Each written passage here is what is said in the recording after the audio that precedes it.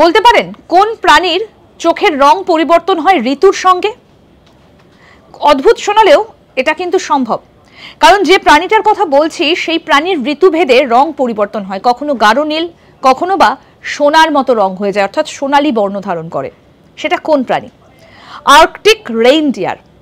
ঋতুর সঙ্গে এদের চোখের রং পরিবর্তন হয়, পরিবেশে আলোর মাত্রার একটা পরিবর্তন হয় আর তার সঙ্গে চোখের রং পরিবর্তন হয়ে যায়।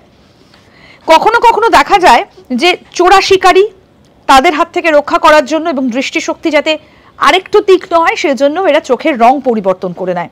এটা অবশ্যই একটা সৌন্দর্যও বটে, তবে এর পেছনে একটা বৈজ্ঞানিক বিষয়ও রয়েছে।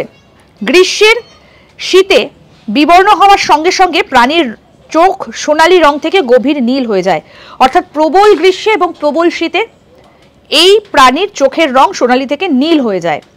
তার কারণ, যখন প্রবল পরিমাণে ঠান্ডা পড়ছে আর প্রবল গরম হচ্ছে তখন প্রকৃতিরও একটা পরিবর্তন হয়, আর সেই সময় যাতে এরা দৃষ্টিশক্তি খুব ভালো মতো ফিরে পায় বা যাতে ভালো দেখতে পায়, সেই কারণে এই আর্কটিক রেইনডিয়ারের চোখের রং পরিবর্তন হয়ে যায়।